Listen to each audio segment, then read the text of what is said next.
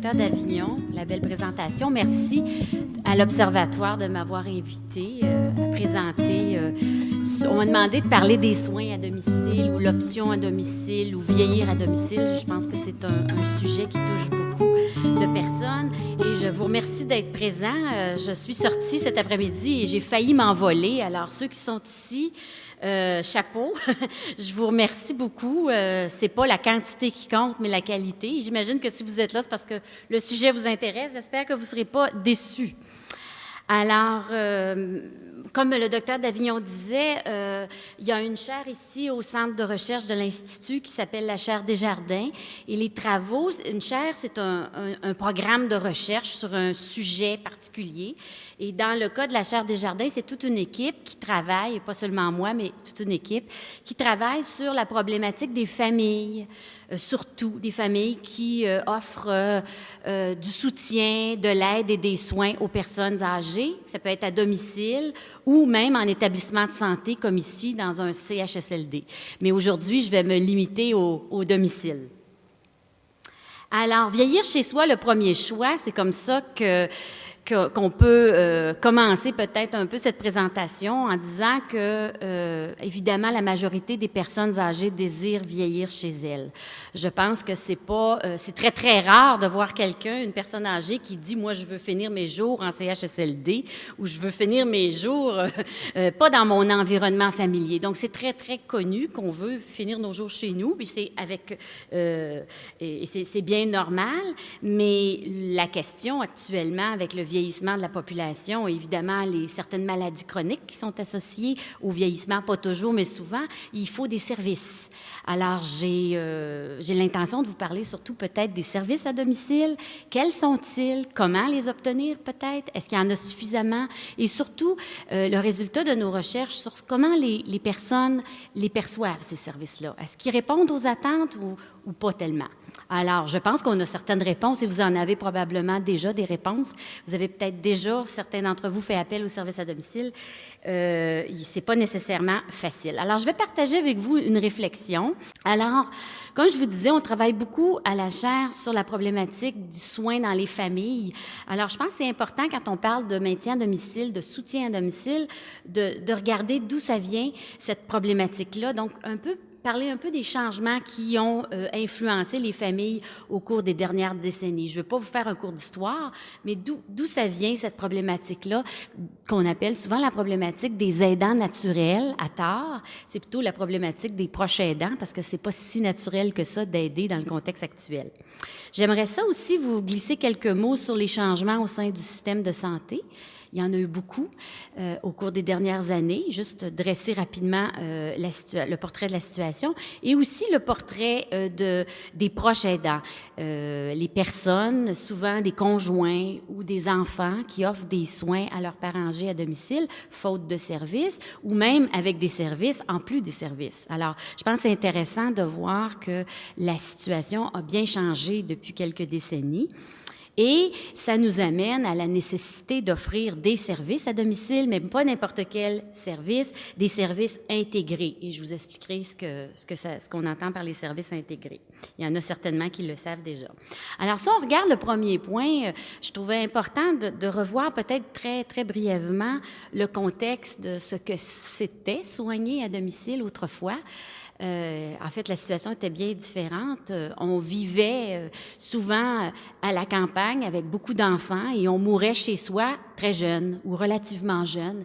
Et l'espérance de vie s'est beaucoup améliorée et on n'est plus nécessairement à la campagne avec 10 ou 12 enfants ou une maison de ferme avec les grands-parents qui habitent avec la famille. Le contexte a beaucoup, beaucoup changé et assez rapidement quand même. Alors, il y a un certain nombre de facteurs qui fait en sorte qu'aujourd'hui, prendre soin de notre conjoint âgé ou de notre mère âgée, ou même d'essayer de se soigner à la maison, tout ça, là, un environnement très différent, dû à plusieurs facteurs. Évidemment, la baisse de la natalité, on le sait, la longévité accrue, en particulier celle des femmes. Donc, il y a une féminisation de la vieillesse, on le sait. Donc, il y a beaucoup de femmes seules à la maison. Le passage de la campagne à la ville, bien sûr, là, je disais, il y avait des maisons de ferme. Moi, je me rappelle, mon grand-père vivait avec ses enfants à la maison. Il est mort à la maison. Et il n'était pas question d'aller non plus ni à l'hôpital, ni au CHSLD, parce qu'aussi, il n'y avait pas l'assurance maladie qu'on a eu par la suite. Et tout le concept d'État-providence n'était pas présent à ce moment-là. Il y a eu l'arrivée des femmes sur le marché du travail. Et évidemment, ça modifie beaucoup la capacité ou les modalités d'aide aux personnes âgées. Quand les femmes sont toutes parties travailler, qu'est-ce qui restait pour soigner? Il y en avait beaucoup moins. L'émergence de l'État-providence a fait en sorte que, on pouvait se faire soigner, on pouvait aller à l'hôpital, on pouvait aller à l'urgence sans dire est-ce que j'ai les moyens d'aller à l'urgence, est-ce que j'ai les moyens d'être hospitalisé ou d'avoir une chirurgie. Parce qu'il y a bien des gens qui devaient avoir des chirurgies qui n'en ont pas eu parce qu'il n'y avait pas les moyens.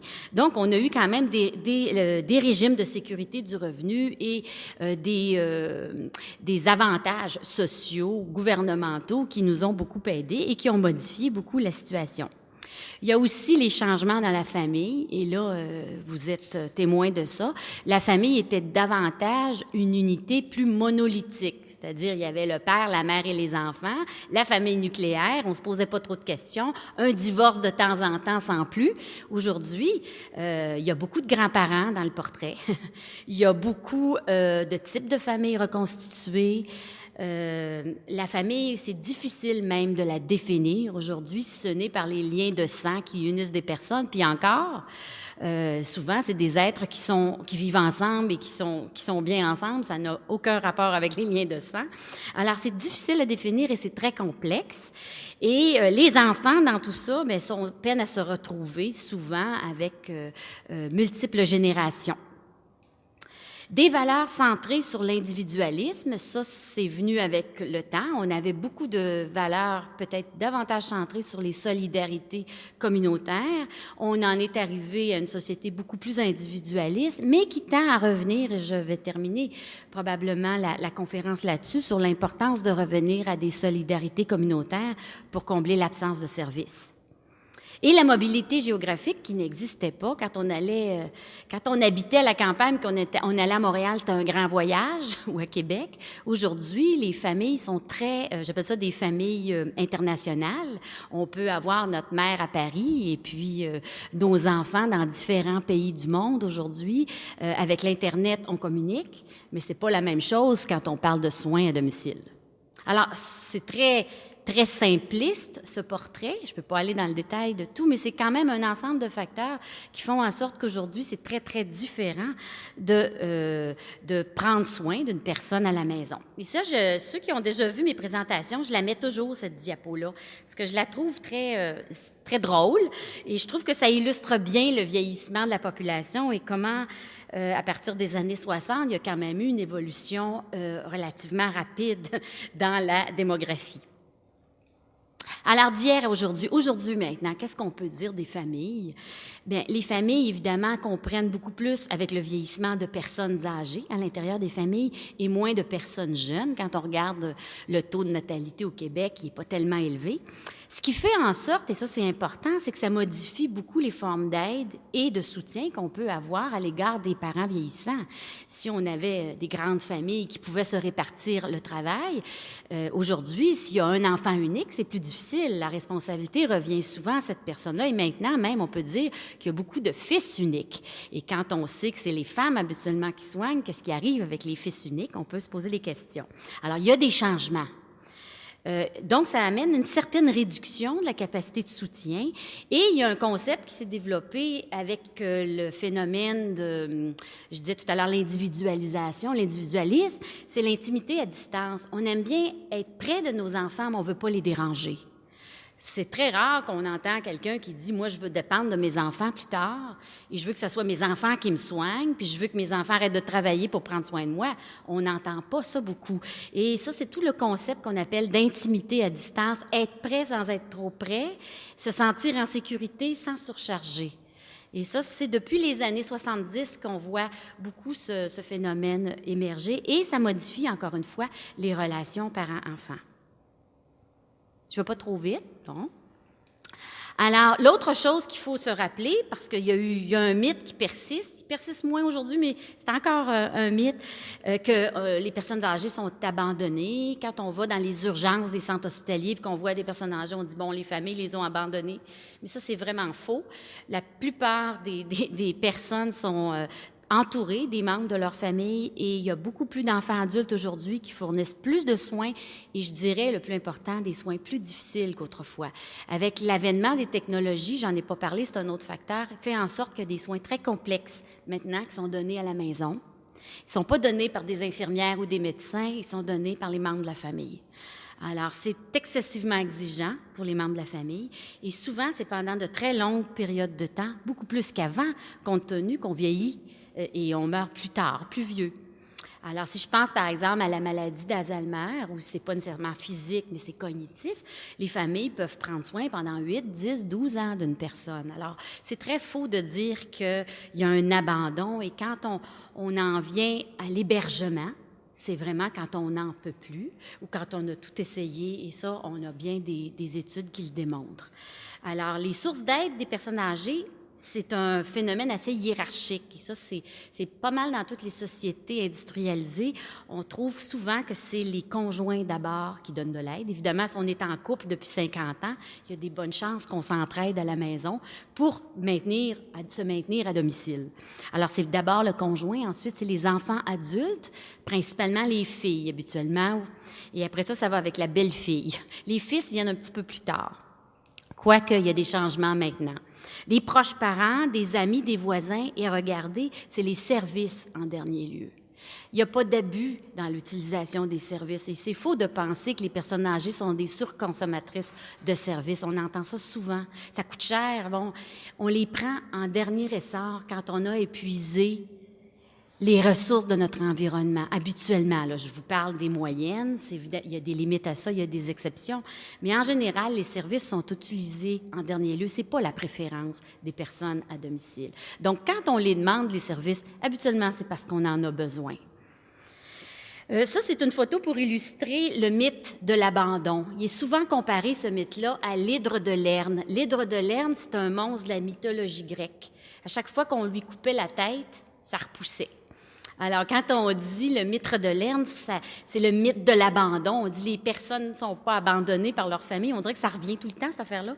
Ça fait des années qu'on dit que c'est faux et souvent, ça a été comparé, notamment aux États-Unis, au mythe de Lerne. À l'hydre de Lerne, je m'excuse. Les dernières statistiques qu'on a au Canada, tout au moins, et ça se ressemble beaucoup dans les autres pays industrialisés, c'est que les familles assurent à peu près 90 du soutien et des soins aux parents âgés en perte d'autonomie. Évidemment, quand on est en bonne santé, pas besoin d'avoir le soin, les soutiens et tout ça. Là, je parle vraiment des personnes qui sont en perte d'autonomie physique ou cognitive, ou qui ont des problèmes de mémoire, ou des déficits attentionnels, ou des problèmes physiques, des paralysies, qui ont eu des accidents vasculaires cérébraux. Ça veut dire ça qu'il y a à peu près 10 seulement qui sont offerts par les services, et encore. Donc, la famille est vraiment la principale ressource du réseau. Et si vous faites appel à des services, la première question qu'on va vous demander, c'est est-ce que vous avez un conjoint? Est-ce que vous avez une fille? Est-ce que vous avez une belle-fille? Avez-vous un bon voisin à côté? On va commencer par essayer de faire le portrait de votre réseau pour voir s'il n'y aurait pas quelqu'un qui peut vous aider avant de vous offrir un service. Par ailleurs, on peut demander, avez-vous un conjoint, un parent, etc., mais on en demande beaucoup maintenant à ces personnes de la famille. Et moi, je dis toujours, c'est plus juste de l'aide pour aller faire l'épicerie ou du soutien émotif, c'est maintenant des soins que les familles donnent, obligatoirement presque, aux personnes. Je pense, par exemple, et je vais vous en reparler tout à l'heure, au phénomène du virage ambulatoire, où j'appelle ça le syndrome « envoyé à maison ». C'est qu'aussitôt qu'on a une chirurgie ou on est hospitalisé, le plus vite possible, il faut sortir pour libérer le lit d'hôpital. Alors là, qu'est-ce qui arrive quand on sort rapidement? On a besoin de soins. Et les soins, c'est qui les donne? OK, on peut avoir quelques services de soins à domicile, mais c'est la famille principalement qui va apprendre à donner ces soins. Ce qui fait en sorte qu'à la longue, et je pense souvent beaucoup aux conjoints âgés, homme-femme, un couple, dont un doit soigner l'autre, ça amène beaucoup, beaucoup de vulnérabilité sur le plan physique, sur le plan psychologique, et ça amène un vrai besoin de soins et services à domicile. Hein? Et il faut les développer, ces services-là, et je vous dirais que présentement, il y a un développement très tardif de ces services. On a évidemment des choix sociétaux à faire, parce que on développe des technologies, on développe des scanners, on achète des scanners dans les centres hospitaliers, on a des avancées technologiques, puis on ne peut pas empêcher le progrès, c'est beau, mais on ne peut pas tout payer. Alors l'argent, elle est soit dans ces technologies-là, mais elle n'est pas toujours remise au domicile pour les soins, soit de fin de vie ou les soins de personnes en perte d'autonomie. Et qu'est-ce qu'on doit choisir et qu'est-ce qui est le mieux, là? Il y a vraiment des zones grises, c'est difficile. Alors, si on regarde les familles qui soignent, et c'est beaucoup, comme je vous disais tout à l'heure, les conjoints qui sont déjà âgés ou des femmes d'âge moyen qui doivent laisser leur travail pour soigner leurs parents pendant un épisode X de temps ou très longtemps. On a vraiment trouvé dans les études, et ça, il n'y a plus de recherche qu'on fait là-dessus, on le sait, c'est plus nécessaire, beaucoup de détresse psychologique, de perception de stress, de fardeau, de l'épuisement physique. Par exemple, si je pense à la maladie d'Alzheimer qui demande une surveillance souvent continuelle, 24 heures par jour, bien, on peut devenir fatigué quand on surveille. Alors, il y a beaucoup d'épuisement. Il y a aussi beaucoup de proches aidants qui consomment des médicaments psychotropes, qu'on appelle, soit pour dormir ou pour se calmer. On a documenté aussi une résistance immunitaire diminuée, c'est-à-dire le risque d'attraper toutes sortes de choses parce que notre résistance est faible. Beaucoup d'isolement social, on peut le comprendre, quand on ne peut pas sortir nécessairement parce qu'on soigne quelqu'un. Une vie personnelle bouleversée, de la surcharge émotive, et j'en passe. Ça a été déjà documenté. C'est pas toutes les personnes qui vont donner des soins à une personne âgée qui vont être atteintes de tout ça. Il y a beaucoup de gratification, mais il y a quand même, avec le temps, avec la lourdeur de la tâche, un certain syndrome d'épuisement qu'on peut comparer un peu au burn-out du personnel dans les établissements de soins. Alors, voyez-vous, c'est un peu l'illustration de porter un lourd fardeau qui peut être vu, et je ne veux pas généraliser non plus. Comme je vous disais, il y en a qui ça se passe très, très bien. C'est un choix personnel. Ils aiment ça, ça va bien. Il y en a d'autres qui sont un petit peu plus en souffrance par rapport à cette situation-là. Et c'est ces personnes-là qui ont besoin d'aide des services à domicile.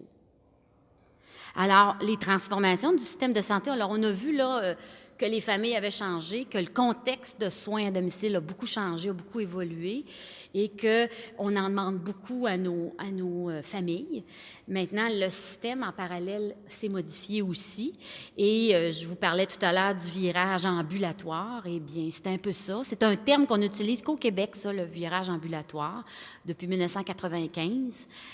Mais dans tous les pays industrialisés, on le voit. Si on va en Europe, il y en a aussi un virage qu'on n'appelle pas comme ça, mais c'est-à-dire d'essayer d'avoir le maximum de soins dans l'environnement naturel de la personne, soit le domicile, le moins possible à l'hôpital, essayer d'aller aux cliniques externes, essayer d'avoir les soins à la maison, plutôt que dans des ressources qu'on appelle lourdes ou coûteuses du système, qui sont les centres hospitaliers ou les centres d'hébergement même. C'est une ressource lourde, le centre d'hébergement. Alors, de façon plus claire, c'est le transfert des lieux de soins qui étaient les centres hospitaliers vers le domicile. Donc, en fait, on pourrait dire le transfert des lieux publics vers les lieux privés. C'est beaucoup dans la sphère privée maintenant que les soins se donnent, donc chez nous. Donc, j'accueille chez nous des professionnels qui sont chez nous. Ça change un peu les dynamiques professionnelles. Alors, pourquoi on a fait ça en 95? Évidemment, je ne vous cacherai pas qu'il y avait un impératif budgétaire dans le système de santé. On est assez pauvre. On l'était déjà en 95 et là, on est en grande détresse, à mon avis. Et on voulait réduire les hospitalisations, réduire surtout les durées de séjour. Quand on est obligé d'aller à l'hôpital, on y va, mais c'est pas long. On voulait favoriser une politique de maintien à domicile. On voulait diminuer les taux d'hébergement. Et récemment, on a vu le ministre Couillard qui a sorti des orientations pour les ressources. L'hébergement va être réservé seulement aux personnes qui sont très, très, très mal en point, à la plupart qui ont des grands problèmes cognitifs et très vulnérables. On n'hébergera pas aujourd'hui les gens qu'on hébergeait il y a 10 ans. Ça va être réservé pour une petite clientèle parce que c'est très coûteux. Et donc, c'est dans des conditions de grande vulnérabilité. Ce que ça donne, et je l'ai déjà dit, ça impose aux proches de donner des soins assez complexes. Et je vous dirais même qu'il y a une législation au Québec, ça m'a impressionnée quand j'ai vu que cette loi était sortie. Ça fait partie de la loi 90, qui est une loi qui régit le Code des professions et qui dit qu'en professionnel, il y a des actes qui sont répartis, mais les familles ont droit à peu près de tout faire. C'est assez impressionnant. On dit que cette loi permet à des non-professionnels, et dans ce cas-ci, c'est les familles, dans certaines circonstances ou dans certains milieux bien identifiés, d'exercer certaines activités de façon à mieux répondre aux besoins de la population. Mais quand on regarde de plus près, c'est qu'on permet aux familles de faire à peu près n'importe quel acte professionnel. Quand, entre professionnels, on se chicane pour qui peut les faire, les familles ont le droit de les faire et on essaie du mieux qu'on peut de leur enseigner des approches de soins, mais ce sont des soins professionnels. Et c'est très, très préoccupant actuellement. Donc, ça responsabilise les familles face à la santé. Les gens qui disent rien, puis s'en vont à la maison, puis qui ont des soins complexes à faire, ils les font, c'est tout. Je pense qu'il n'y a pas beaucoup de gens qui refusent ou qui disent « moi, je ne suis pas capable ». Encore faut-il qu'ils connaissent leurs droits, mais il y a des congés qui sont donnés très prématurément et c'est les familles qui doivent en écoper. Donc, les soins sont complexes et ils sont donnés par des non-professionnels. Il y a la politique que vous connaissez peut-être, de soutien à domicile du Québec. Elle est sortie en 2003. C'est la politique qui a un beau titre, Chez soi, le premier choix. Et là-dedans, il y a toutes les orientations du maintien à domicile et des services qu'on peut avoir. Donc, si vous voulez vous la procurer, ceux qui veulent savoir les services qui devraient être offerts, cette politique-là est sur le site Web, le site Internet du ministère de la Santé et des Services sociaux. Et là-dedans est inscrit les services auxquels toute personne en perte d'autonomie pourrait avoir droit. C'est un énoncé de politique. Ça ne veut pas dire que ça a été encore très, très bien actualisé ou opérationnalisé. Mais les idées sont très bonnes dans la politique. Si vous la lisez, vous allez l'aimer. Ça ne veut pas dire que vous êtes capable d'obtenir tout ce qui est écrit là-dedans encore, malheureusement. Juste quelques mots sur la vision du domicile dans cette politique, parce que c'est la politique qui nous régit. Si vous faites appel aux services au Québec, vous pouvez vous référer à cette politique. Donc, comment on voit le domicile? On le voit vraiment comme la première option à considérer. Si vous êtes en période de vieillissement et vous avez des pertes d'autonomie et vous avez des besoins, c'est la première alternative, c'est rester chez vous. Ce qui est correct en soi. Ce n'est pas une solution de rechange, c'est une solution, c'est la première solution. Et on dit, la priorité, c'est le choix des individus. Habituellement, les individus veulent rester chez eux, donc ça correspond bien à ça. Le problème, c'est que les services ne sont pas toujours là avec ça.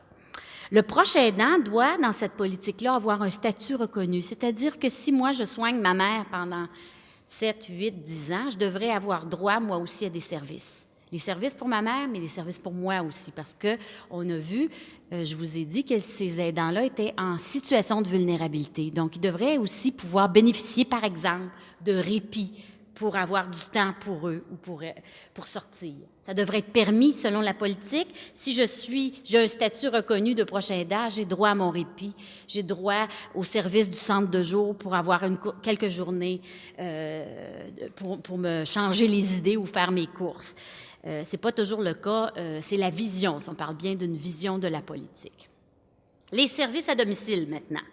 C'est une composante du soutien à domicile et dans la politique, on parle de 3 volets. OK? Le premier volet, c'est les services à domicile à proprement dit et je vais vous reparler de chacun de ces volets-là un à un. Pas trop longtemps, mais juste pour vous dire ce qui existe. Le premier volet, c'est les services à domicile. Le deuxième, c'est les services qui tournent autour du domicile. Je vous donne l'exemple là, de la popote roulante, par exemple. On va regarder les organismes communautaires. Et le troisième volet, c'est un volet intéressant pour l'Observatoire ici, c'est le volet sociétal. Tout ce qui est à l'extérieur, mais qui contribue beaucoup au maintien à domicile. Le logement, l'intégration sociale et professionnelle, les politiques politique syndicale pour les aidants, par exemple, pour leur permettre d'arrêter de travailler un peu pour soigner quelqu'un, le transport adapté, etc. C'est tout ce qui fait partie de la société et qui devrait, dans une société bien développée, contribuer justement à ce maintien à domicile. Donc, dans la politique, tout ça est prévu. Maintenant, qui offre les services? Évidemment, le premier intervenant, c'est le CLSC, le Centre local de services communautaires, qui maintenant est joint, vous le savez, au C3S, au Centre de santé des services sociaux. Ça fait des grosses mégastructures dans lesquelles il y a des hôpitaux, des CHSLD, des CLSC. Et là, il faut essayer de se retrouver là-dedans. Mais principalement, c'est au CLSC. Il y a aussi les organismes communautaires et les groupes d'action bénévole qui offrent des services à domicile. Souvent, on peut y avoir accès via le CLSC qui nous les réfère, donc les repas à domicile, l'accompagnement, le transport, les visites d'amitié. Je vous donne des exemples de services. Les entreprises d'économie sociale, ça c'est toute l'aide domestique que vous pouvez avoir, par exemple, pour le ménage. Et ce qu'on appelle les travailleurs de gré à gré, c'est ceux qui, avec vos allocations directes, on peut avoir des allocations, on engage nous-mêmes, par exemple, pour nous aider. On appelle ça les travailleurs de gré à gré. Évidemment, cette gamme de services-là, on appelle ça le panier de services, est souvent pas suffisant et il y en a de plus en plus qui vont avoir recours aux services privés. Ceux qui ont les moyens, ceux qui attendent trop longtemps puis qui n'en peuvent plus, puis qui se trouvent des sous, évidemment, ça va un petit peu plus vite. Je vais vous expliquer un petit peu comment ça se produit. Alors, les services à domicile prévus dans la politique. Donc, si vous regardez cette politique-là, on dit que toute personne pourrait avoir droit à ces services. Donc, des soins professionnels, par exemple, les soins d'un médecin, des infirmières, la physiothérapie à domicile, l'ergothérapie et psychologie, c'est tout écrit, ça. Les services d'aide à domicile qui sont plus des services d'aide ménagère ou d'assistance personnelle, par exemple, pour les soins d'hygiène. Les services aux proches aidants. Dans la politique, on dit les aidants, ils ont un statut, c'est des clients, ils devraient avoir des services pour eux. Et ceux qu'on pense offrir, c'est la présence-surveillance. Ça, c'est ce qu'on appelait avant le gardiennage. Mais le gardiennage, c'est pas un tellement beau mot. On appelle ça maintenant la présence-surveillance. C'est-à-dire que avoir quelqu'un à la maison pour surveiller une personne qui a besoin d'aide pendant que je fais autre chose. Du répit, pendant plus que quelques heures, si possible, du dépannage d'urgence et des services psychosociaux, par exemple, de psychologues. C'est prévu dans la politique. En dernier, des supports techniques, c'est-à-dire si j'ai besoin d'une chaise roulante, là, je devrais être capable d'avoir une chaise roulante, des équipements, installer ma salle de bain pour que ça soit fonctionnel. Ce sont les services qui sont prévus dans la politique. Comment on fait pour les avoir? Ça, c'est une autre affaire. Ça ne veut pas dire que parce qu'ils sont écrits dans la politique que c'est facile de les avoir. Je vous dirais que c'est très difficile de les avoir. D'abord, c'est pas en appelant au CLSC que demain matin, il y a quelqu'un qui vient chez nous. Il faut qu'il y ait une évaluation sommaire d'abord pour déterminer si on est admissible. Alors, au téléphone, ils font des petites questions avec un outil qui s'appelle prise de contact. C'est l'outil multiclientèle qui est juste pour la prise de contact pour voir si oui ou non ça a du bon sens, votre demande. Si vous n'êtes pas admissible, bien là, ils vont vous dire allez à Popote roulante ou allez au groupe tel ou allez. Mais si vous êtes admissible, et ça c'est le côté droit, ici, là, mais là, ils vont, s'il y a une urgence, ils vont peut-être y aller. S'il n'y a pas d'urgence, là, il y a une grosse évaluation, puis ça prend du temps. Ça, l'équipe du soutien à domicile vient pour faire l'évaluation détaillée de vos besoins à l'aide d'un outil multiclientèle qui est très long à compléter. Et des fois, vous pouvez attendre quelques mois pour avoir cette évaluation-là. Puis après ça, on fait un plan d'intervention à partir de l'identification des besoins. Et là, on vous donne des services ici, puis on évalue. Mais il peut y avoir plusieurs mois pour obtenir le dit service, d'où ce qu'on voit présentement, beaucoup de personnes qui vont se payer des services parce que c'est un petit peu long.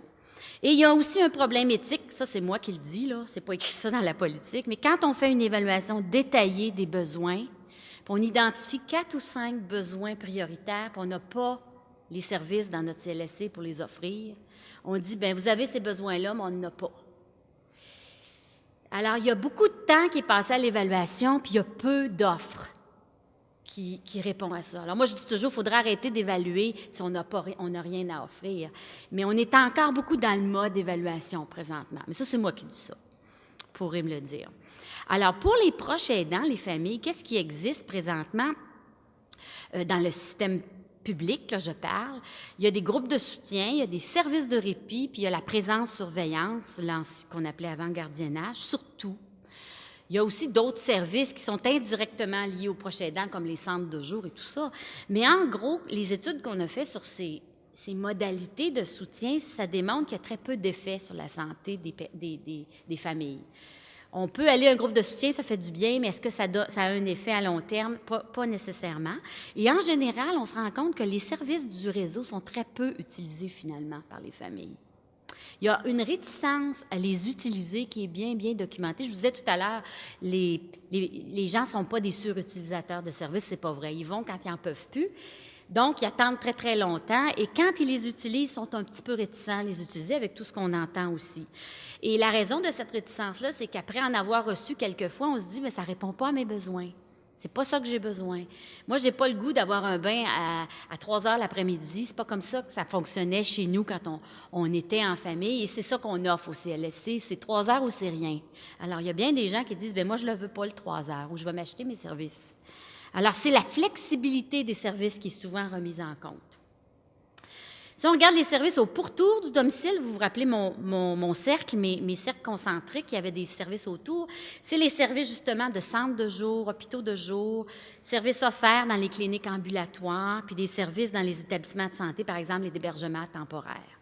Ça, c'est autour du domicile. Ça aide à maintenir les personnes à domicile quand on peut avoir quelques services comme ceux-là.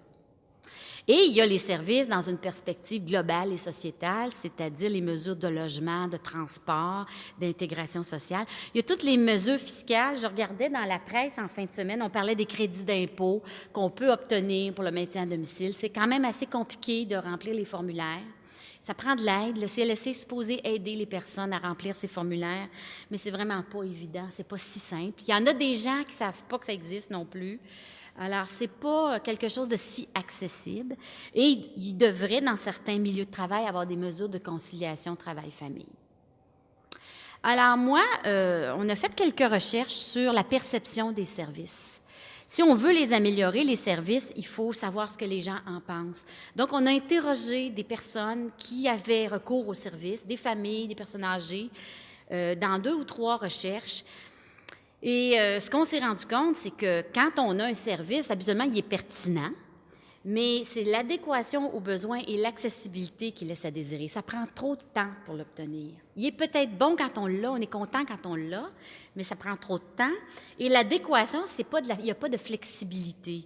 C'est-à-dire que si le centre de jour vient chercher mon parent à 8 heures le matin, puis il faut que je me lève à 4 heures du matin pour le préparer, donner son bain, etc., c'est pas très flexible.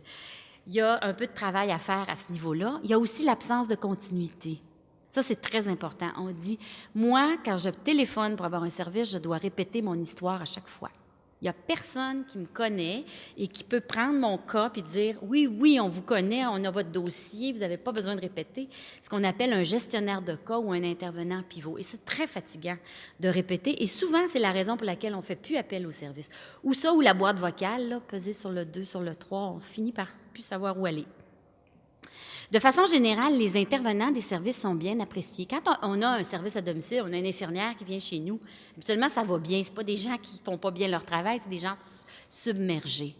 Alors, il y a une relation qui est très intéressante avec les intervenants quand on peut l'avoir. En somme, je vous dirais que les services à domicile sont caractérisés par cette expression-là qu'on a eue, une madame anglophone qu'on a interrogée. Elle nous disait « too little and too late ».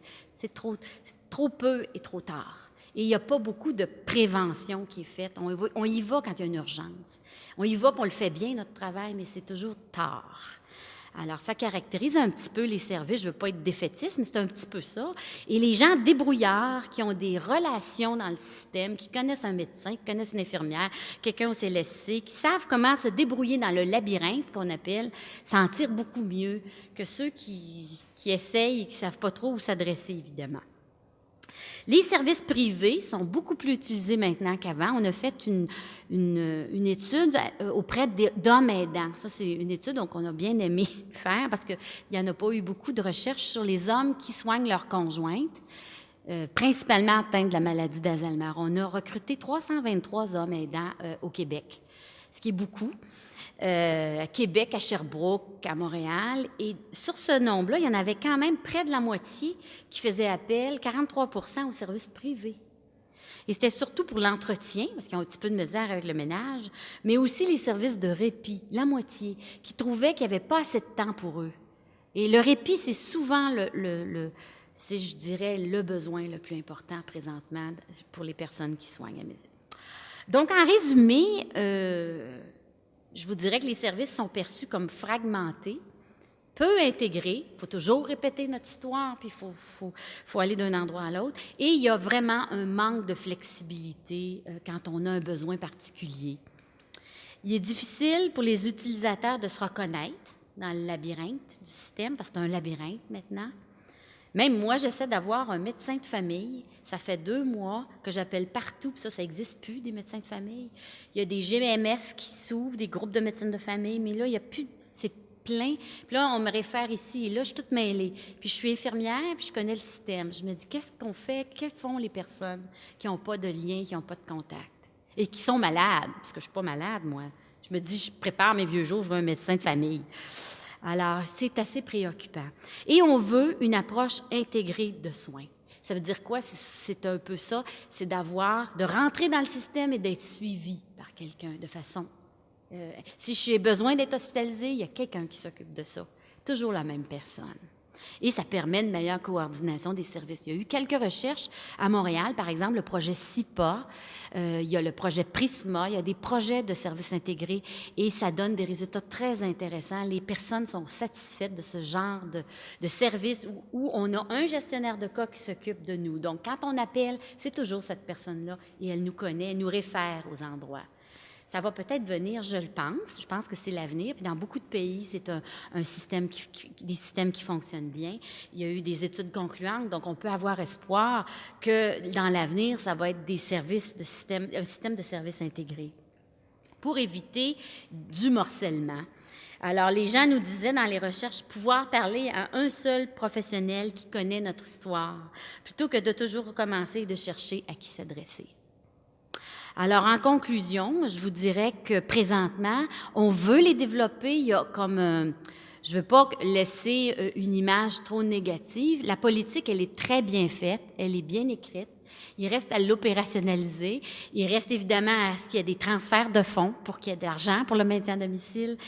Les services sont encore insuffisants et malheureusement, il y a développement de services privés, mais pas nécessairement malheureusement. Ça peut servir à quelqu'un, c'est bon. La volonté de développer les services est là, la politique est là. Évidemment, il faut augmenter les ressources et, je dirais, il faut, vous savez, l'État-providence est à bout de souffle. Je pense qu'il faut développer autre chose que simplement le recours aux services de l'État. Et là, je termine avec des considérations. Je n'ai pas de réponse, mais il y a peut-être des moyens. Développer des solidarités communautaires, on en avait autrefois, on s'entraidait entre nous. Je regarde, il y a des maisons qui s'ouvrent maintenant où les gens, c'est des voisins, ils se mettent ensemble puis ils s'aident mutuellement. C'est une solution. Des réseaux de proximité qu'on appelle.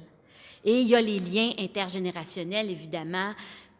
Les familles sont rendues à 4 générations, puis il y en a de plus en plus à 5 générations. Il y a des liens à faire ici aussi. Alors, il y a un défi de solidarité.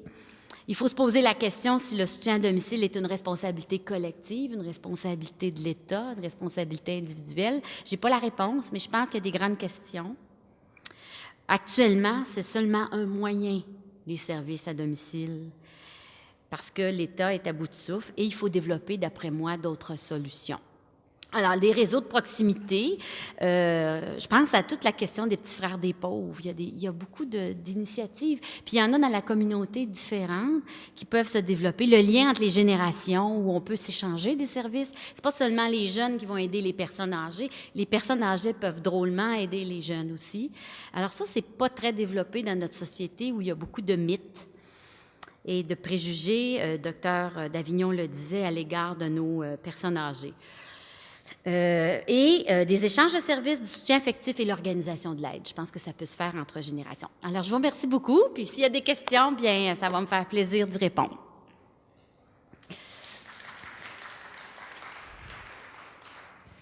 J'ai entendu quelque chose d'un de mes clients qu'il a entendu, et ça a l'air de cette politique-là, il a entendu parler que les enfants adultes seront payés pour prendre soin de leurs parents ayant besoin quand ces parents viennent chez eux. Est-ce que j'ai bien compris ça dans la politique? Non. Dans la politique, c'est pas écrit qu'on va payer les enfants ou la famille pour prendre soin, mais il y a présentement un mouvement à travers le monde, par exemple dans les pays scandinaves ou dans certains pays, peut-être l'Australie, je sais plus, où il y a des compensations financières qui sont données aux proches aidants. En France, par exemple, il y en a, mais on n'a pas le droit d'être le conjoint. Il y a des restrictions. Mais c'est une tendance. Au Vermont, aux États-Unis, il y a un salaire qui est donné à la personne qui prend soin de son parent. Donc, il y a une tendance, certainement, mais elle n'est pas dans la politique du Québec encore. Est-ce que dans la politique ou dans n'importe quel mouvement, est-ce que c'est une idée du gouvernement de pouvoir donner de l'argent à l'enfant adulte qui prend soin de ses parents chez eux? Est-ce que c'est quelque part dans les lois, dans les projets, dans les règlements? Dans les projets, peut-être.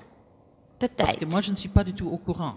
Alors, ce monsieur m'a dit que, mes enfants vont prendre soin de moi parce qu'ils sont payés par l'État. Mais payés par l'État, je vous dirais que c'est une petite compensation qui est juste une forme de gratification au rôle d'aidant. C'est pas un salaire comme si on allait travailler, là. Il faut s'entendre. L'année dernière, il y a 2 ans, je pense, dans le budget, on donnait 1 000 $ par année à la personne. Le gouvernement Charest a donné 1 000 $ aux gens qui prenaient soin. Je dis pas que ça peut pas augmenter, ça sera jamais l'équivalent d'un salaire à temps complet, mais la tendance dans beaucoup de pays est de rétribuer ou de compenser ou de donner une forme de gratification à la personne qui laisse son travail pour prendre soin d'une personne âgée. Il y a une tendance, mais là, elle n'est pas écrite à nulle part au niveau du gouvernement, mais ça se pourrait. Il y a un budget qui s'en vient, vous allez voir. À domicile, on est chez nous, on pose l'acte. Il faudrait, à ce moment-là, dire qu'on n'est pas capable de poser l'acte et dire aux professionnels, s'il arrive quelque chose, c'est votre responsabilité. J'en connais des aidants qui ont dit ça et je vous jure que le professionnel ne l'a pas fait faire, cet acte-là. Mais il y a très peu de personnes qui disent ça. Donc, à partir du moment où on accepte de le faire, c'est comme si notre volonté est correcte, on a accepté et il n'y a pas de recours. Il n'y a pas de recours tellement à faire. Non, moi, il n'y a pas de littérature et c'est une zone grise. C'est une très bonne question.